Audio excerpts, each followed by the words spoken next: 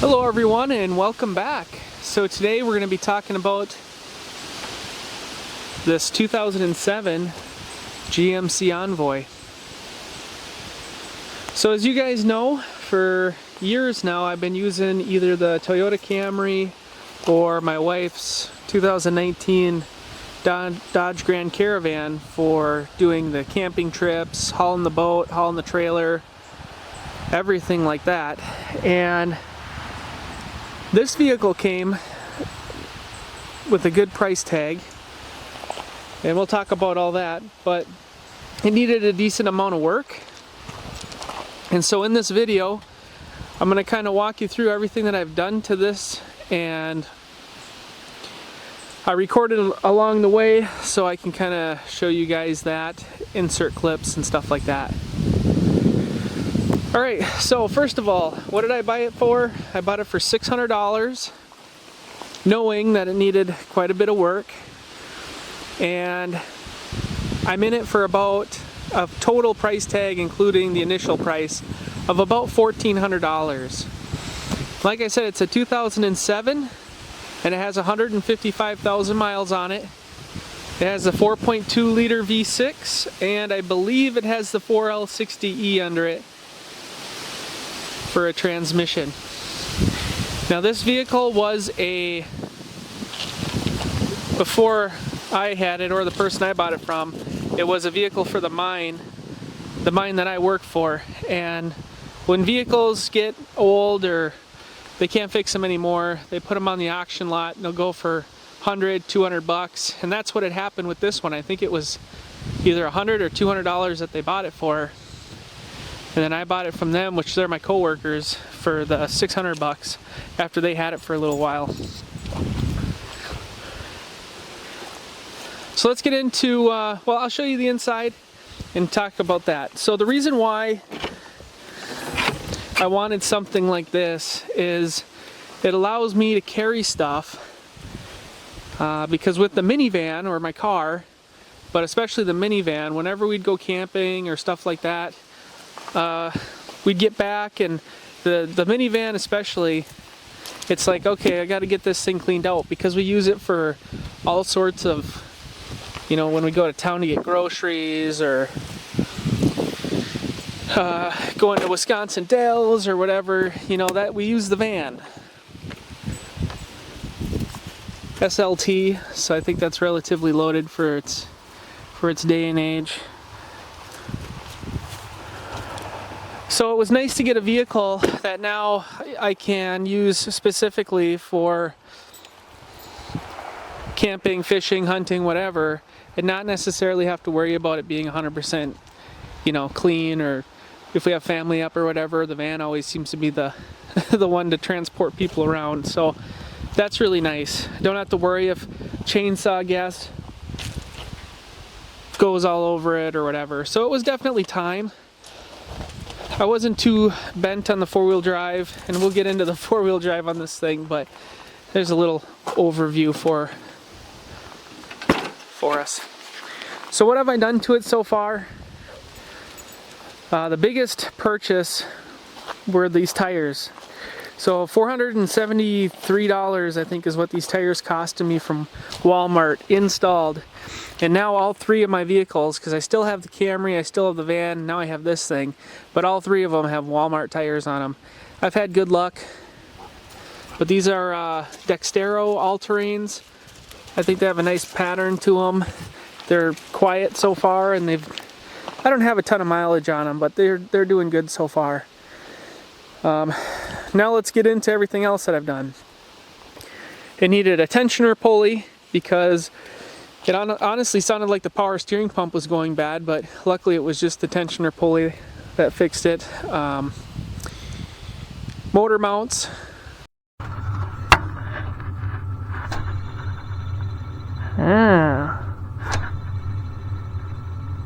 That one sounds maybe a little bad. How about the power steering pump? No play in it.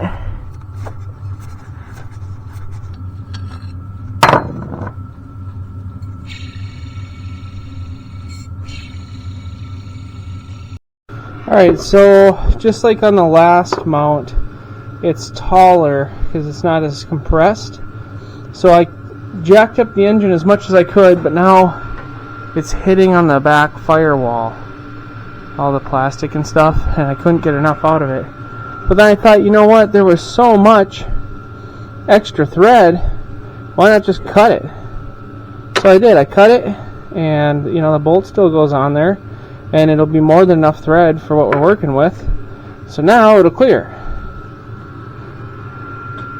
Genius. So I'm going to put it in there and wish me luck. Alright, let's put her in gear.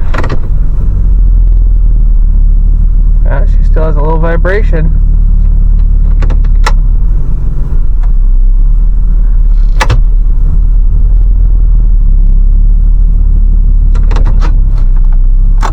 So that means it's that transmission one. Alright. So with this is the transmission mount. Let's see here, I gotta fix some stuff. There we go. Alright.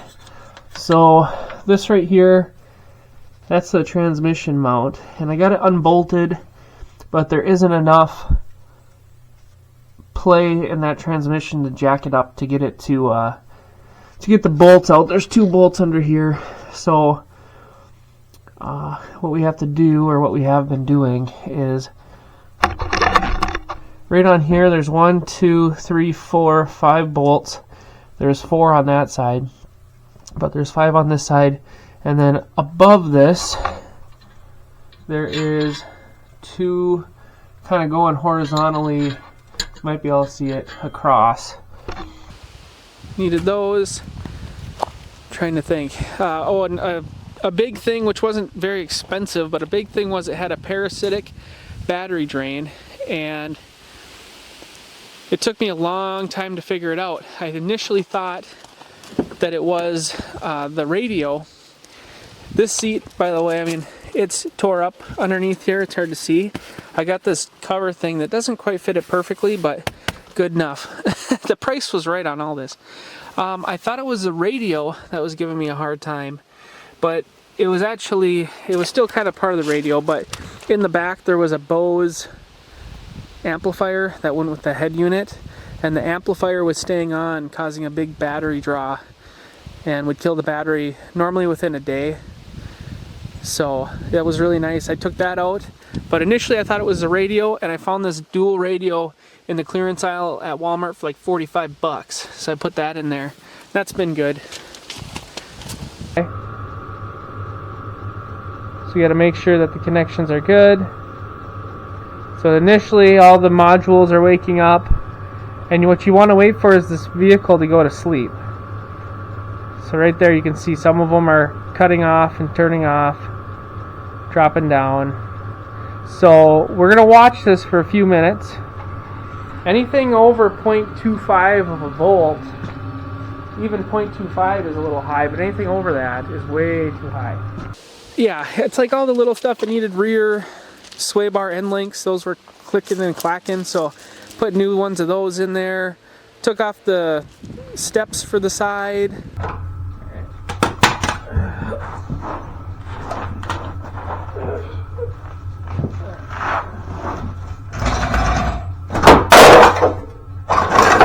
There.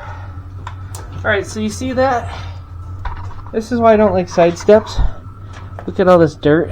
So this is bolted up underneath, and really the rockers on this thing are in really good shape. But look at how much dirt and moisture that these things hold. And that's why I don't really care for side steps. Pretty actually impressive though. Being that these are all plastic, I thought they might have metal in them, but they're all just hard plastic. But man, they sure held up good for being, what is that, almost 20 years old? 18 years old.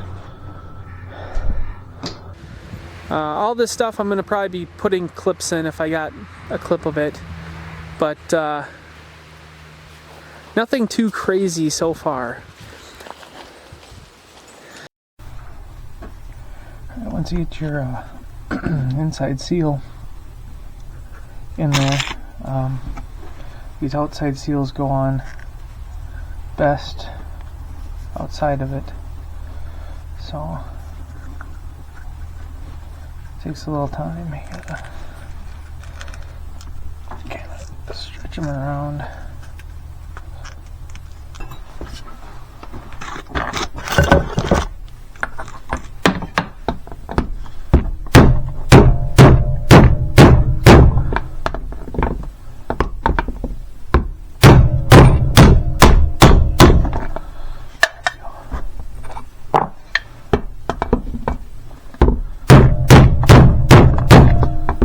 Buckets. There we go. But that brings me to kind of the big last thing, kind of is living her best life out here. So the last thing that I think is obviously due, but it's the four-wheel drive system. So the way that these goofy, the engineers designed this, you can see it's silver right there. So that's normally where your axle comes out for your four-wheel drive. And the way that they designed it is it actually kind of goes through the oil pan on the bottom of the engine.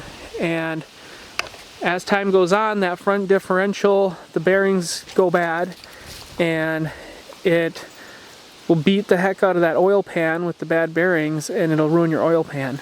So that was the major issue that actually put this thing on the auction lot at work.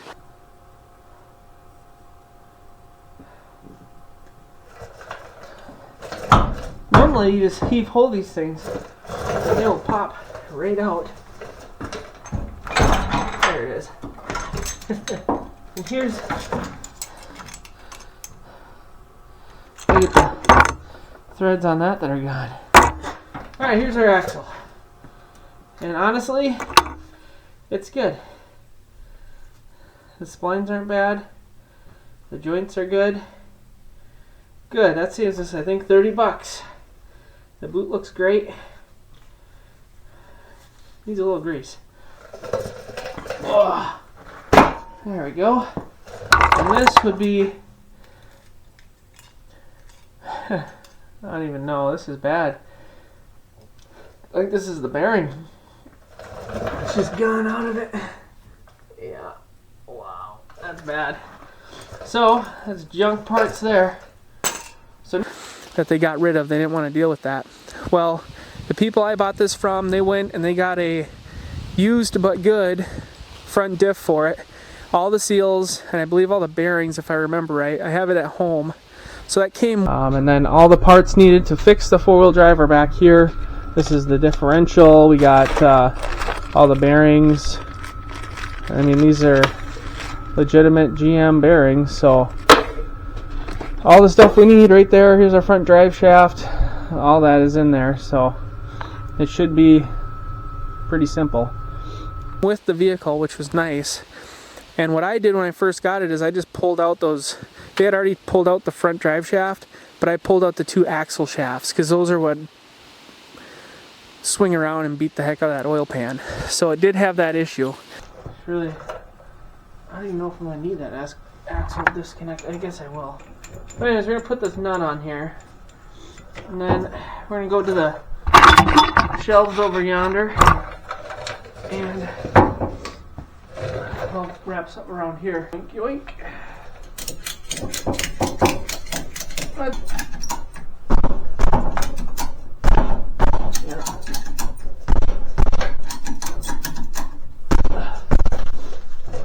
Hold on, baby.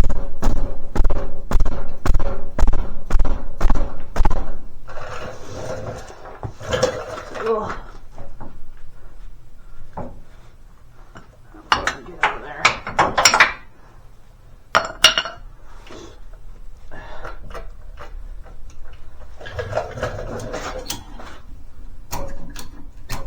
It's almost like the U-joint on that side is busted.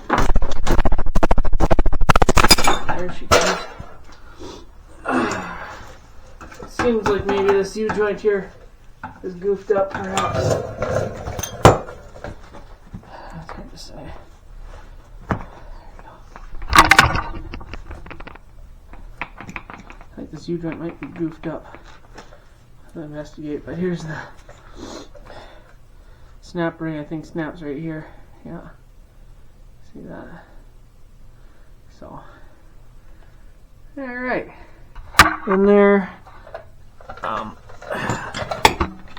see that seal, how bad it is? There's gunk all around in there, so.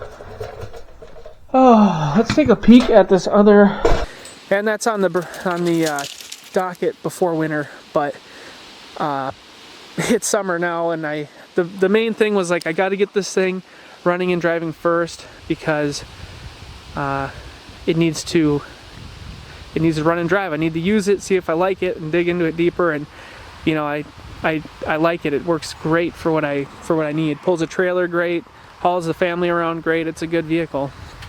So all I need to do is put the new seals and bearings into that front diff, and then swap this diff out with that one, which will be a pretty big process, but I was already in there already once, so I kind of know what to do now. And like I said, it's not like this is my everyday driver. This is a third vehicle now, and so it can sit. I just have to find when the time is right. What else? I put this light bar on it. Just Amazon special. I'll turn that on just so you guys can see. It doesn't make a difference in the daylight. Oh, I'll show you this. So in my wisdom here, I wanted everything on switches because like if I'm cutting wood or something and I want to have the radio going, I don't want it to time out, or like once I put it in here it would just go off with the key. So I put the radio on a toggle, so flick it on and it comes on and it'll stay on. I thought that was pretty cool. And then this is light bar down below.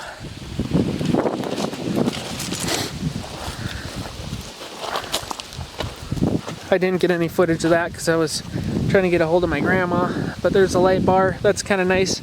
Not so much in the warm summer months like we're having now, but in the winter time it's dark a lot. So yeah, that's the rundown. You know, she's not clean, she's well abused already, but she runs very nice, and it's a great vehicle that,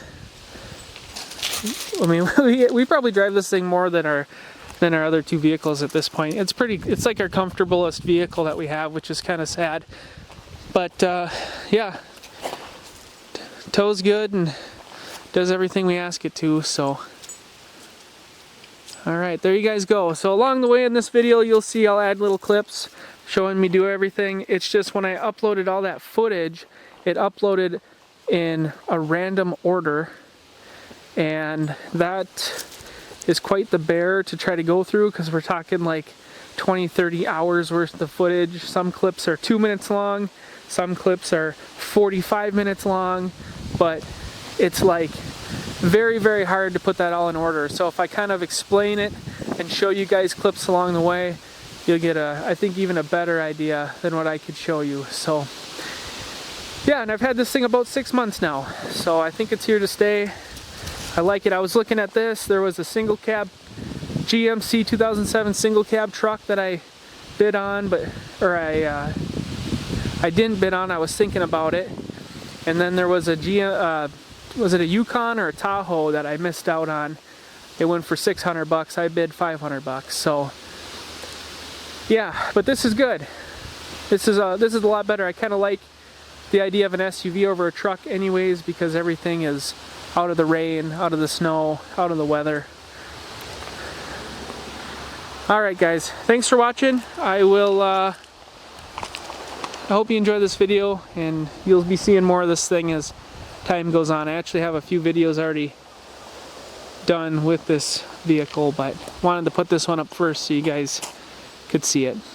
Alright, thanks for watching.